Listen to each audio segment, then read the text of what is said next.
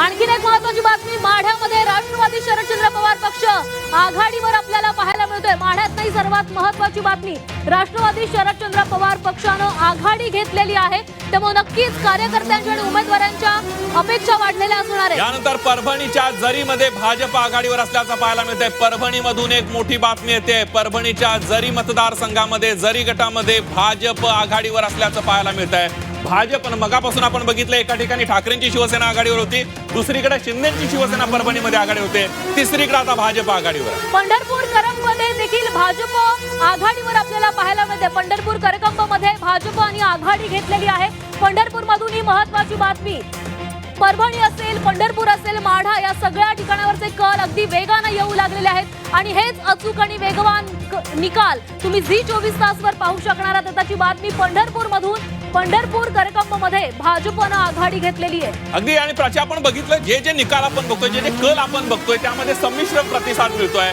कोल्हापुरात काँग्रेसनं मोठी आघाडी घेतल्याचं पाहायला मिळतंय। आताच्या घडीची एक सगळ्यात मोठी बातमी, झेडपीचे 3 पंचायत समितीचे काँग्रेसचे 6 उमेदवार या ठिकाणी आघाडीवर असल्याचं पाहायला मिळतंय। सतेज पाटलांनी एकटं लढून महापालिकेमध्ये ज्या पद्धतीनं काँग्रेस मोठा पक्ष करून दाखवला, त्या पद्धतीनं झेडपी आणि पंचायत समितीमध्ये ते काही जादू करणार का, याकडे सुद्धा लक्ष असणार आहे। कोल्हापूरमध्ये कारण भाजप आणि काँग्रेसची ही अतिटटीची आणि चुरशीची अशी लढाई असणार आहे।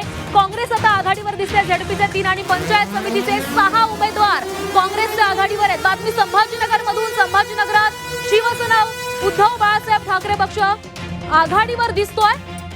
एका जागेवर शिवसेना आघाडीवर आहे, तर भाजप देखील 2 जागांवर आघाडी घेतल्याचं पाहायला मिळतंय। आपण बघतोय संभाजीनगरात शिवसेना उद्धव बाळासाहेब ठाकरे पक्ष एका जागेवर आघाडीवर आहे, तर संभाजीनगरात भाजपनं 2 जागांवर आघाडी घेतल्याचं आपल्याला पाहायला मिळतंय। संभाजीनगर महापालिकेमध्ये भाजपनं एक हाती सत्ता मिळवलेली आहे, भाजपचा महापौर विराजमान झाला आणि या सगळ्यामध्ये आपण बघितलं तर ग्रामीण भागामध्ये कुणाची ताकद आहे या निवडणुकीतून स्पष्ट होणार आहे। दौंड झेडपी मध्ये पारगाव गटात राष्ट्रवादी आघाडीवर दिसतेय। दौंड झेडपी मध्ये पारगाव गटामध्ये राष्ट्रवादीनं आघाडी घेतल्याचं आपल्याला पाहायला मिळतंय। आताची महत्त्वाची बातमी, आपण बघतोय की पुणे जिल्ह्यातले जेवढे आपल्याला कल येत आहेत, त्या सगळ्या ठिकाणी राष्ट्रवादी आघाडीवर असल्याचं पाहायला मिळत आहे। महत्त्वाची आणखी एक बातमी, कोल्हापूर मधून, कोल्हापुरात काँग्रेस 3 आणि भाजप एका जागेवर आघाडीवर आहे, तर राष्ट्रवादीचे 2 उमेदवार आघाडीवर असल्याचं दिसतंय। कोल्हापुरात काँग्रेसनं आघाडी घेतलेली आहे। सतेज पाटील निवडणुकीच्या या प्रचाराच्या रिंगणामध्ये उतरलेले होते। महापालिकांमध्ये सतेज पाटलांच्या नेतृत्वामध्ये जशा प्रकारे काँग्रेसला यश मिळालं, त्याच प्रकारे आता या झेडपी निवडणुकांमध्ये मिळतंय का पाहावं लागणार आहे। काँग्रेस 3 जागांवर, तर भाजप 1 जागेवर पुढे। अगदी आपण बघतोय यानंतरची पुढली एक महत्त्वाची बातमी, पेण झेडपी मध्ये भाजप आघाडीवर असल्याचं पाहायला मिळतं। आताच्या घडीची एक सगळ्यात मोठी बातमी, पेण झेडपी मध्ये भाजप आघाडीवर आहे। पेण मध्ये आपण जर बघितलं तर शिंदेची शिवसेना मोठा पक्ष होईल, रायगड जिल्ह्यामध्ये अशी चर्चा आहे। मात्र आत्ताचा जो पेण मधला पहिला कल येतोय, त्या ठिकाणी भाजप आघाडीवर असल्याचं पाहायला मिळत आहे। सध्याची बातमी, पेण मधून, पेण झेडपी मध्ये भाजप आघाडीवर आहे, तर हे सगळे पहिले कल यायला आता सुरुवात झालेली आहे। 12 झेडपी आणि 125 पंचायत समिती या निवडणुकांसाठी मतदान पार पडलं, त्यानंतर मतमोजणी आता सुरुवात झालेली आहे। कल येत आहेत, भाजप पेण मध्ये आघाडीवर दिसतंय। आपण बघतोय सगळे कल येत आहेत। त्यानंतरची पुढची एक मोठी आणि महत्त्वाची बातमी, मंगळवेढ्यामध्ये भाजप उमेदवार आघाडीवर असल्याचं पाहायला मिळतंय। संत दामाजीनगर मधून भाजपचे रमेश भांजे हे पुढे असल्याचं पाहायला मिळतंय। आताच्या घडीची एक सगळ्यात मोठी आणि महत्त्वाची बातमी आपण बघतोय।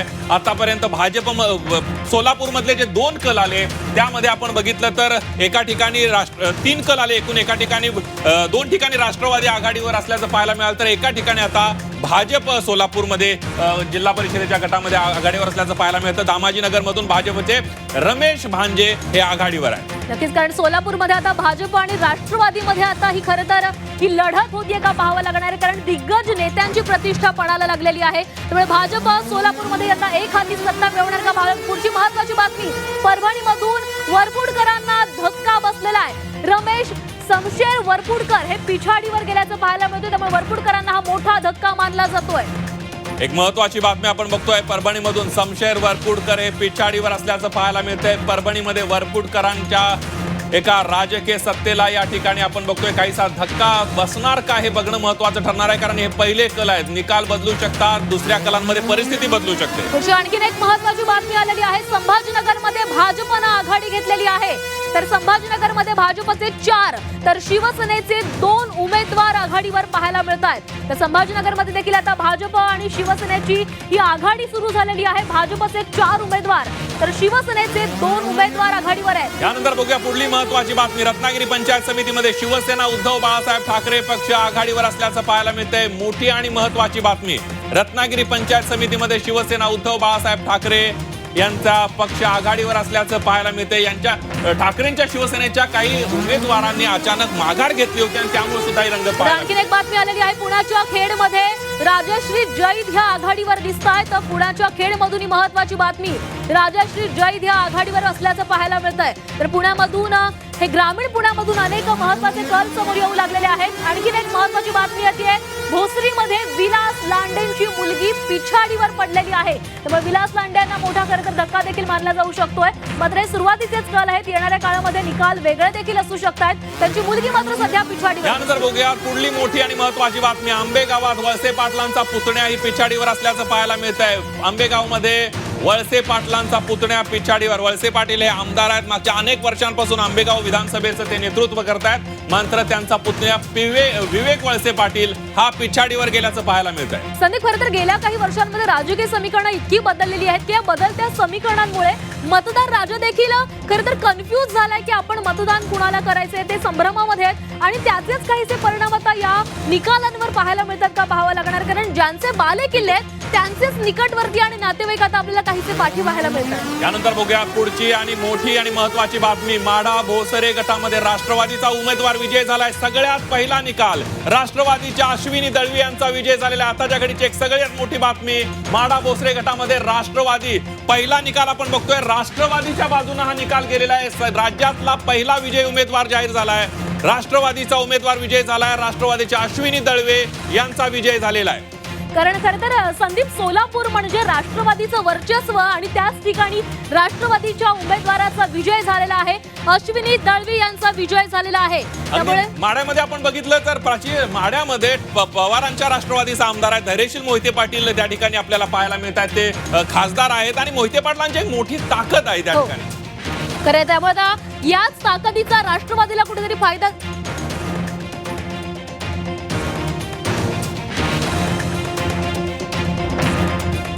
आता पुढची महत्त्वाची बातमी आपण पाहतोय। माढा भोसरे गटामध्ये राष्ट्रवादीच्या अश्विनी दळवी यांचा विजय झालेला आहे।